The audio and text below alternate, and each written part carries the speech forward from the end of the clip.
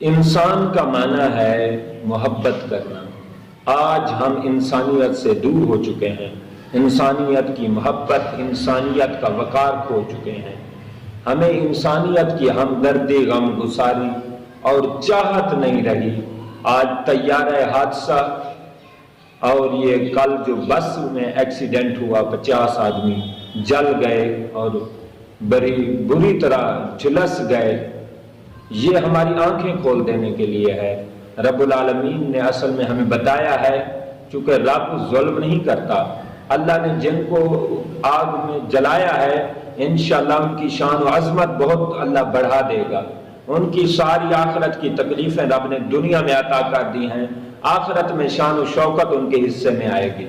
لیکن ہمارے لیے یہ پیغام ہے کہ ہم جو انسانیت سے محبت اور پیار اور انسانیت سے چاہت کھو چکے ہیں، اللہ نے یہ ہمیں معجزہ دکھایا ہے، اللہ رب العالمین نے یہ ہماری شعور کو بیدار کیا ہے کہ دیکھو، اگر تم انسانیت کا احساس نہیں کرو گے، خیال نہیں کرو گے، لحاظ پاس نہیں کرو گے تو یہی حال ہوگا۔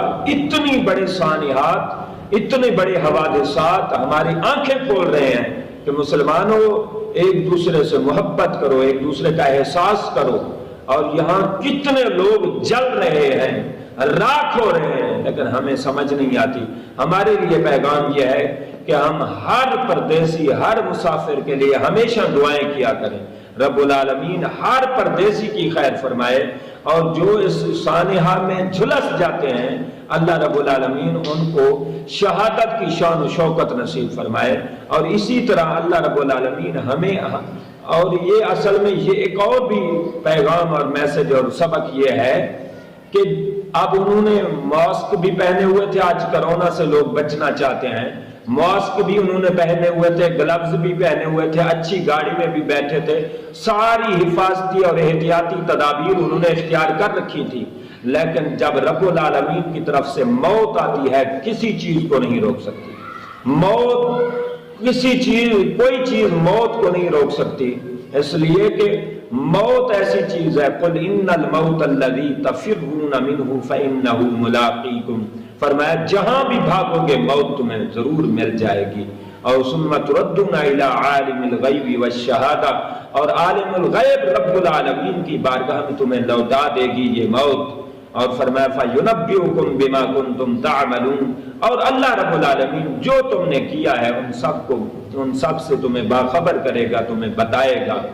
تو یہ اتنے بڑے حادثات بتا رہے ہیں کہ انسان موت آتے ایک منٹ بھی نہیں لگتا، اور جب موت آنی ہو ساری احتیاطی تدابیر کر کے بھی موت کو کبھی نہ بھولیں، موت کو ہمیشہ یاد رکھیں، اور زندگی کو فانی سمجھیں، دنیا کو فانی سمجھیں، اور مسافر کی طرح رہیں، اور آخرت کی تیاری میں اپنے آپ کو لگائیں، اور مسلسل تگدو اور محنت اور جد و جہد جاری رکھیں۔